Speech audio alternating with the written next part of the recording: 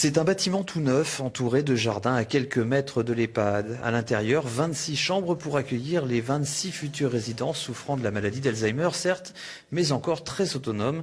Alors tout a été pensé pour les aider.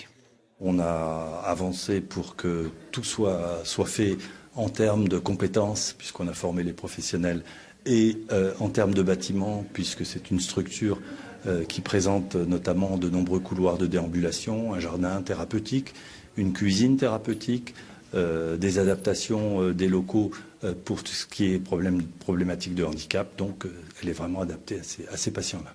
En Meuse, on dénombre 1500 malades pour seulement 200 places. Aujourd'hui, la priorité est donnée au maintien à domicile. Reste qu'à un certain stade, la maladie n'est plus gérable. Il faut que l'aidant ait suffisamment de lucidité pour que ce passage d'entrée en établissement se fasse dans les meilleures conditions, j'ai envie de dire dans des conditions presque de sérénité. Et surtout, quand on voit la qualité de ces établissements qui sont proposés aux familles, déculpabilisez-vous. Vous avez vu comment on peut maintenant faire de la prise en charge. Vous n'êtes pas coupable, vous n'êtes pas en échec. Ce n'est pas un échec de n'avoir pas réussi. Les premiers résidents arriveront le 29 février prochain, le temps d'être préparés à ce nouveau cadre de vie. Quant à l'EHPAD, il a encore d'autres projets, 15 millions d'euros pour les 3 prochaines tranches de travaux qui devraient faire entrer les anciens bâtiments dans le 21e siècle.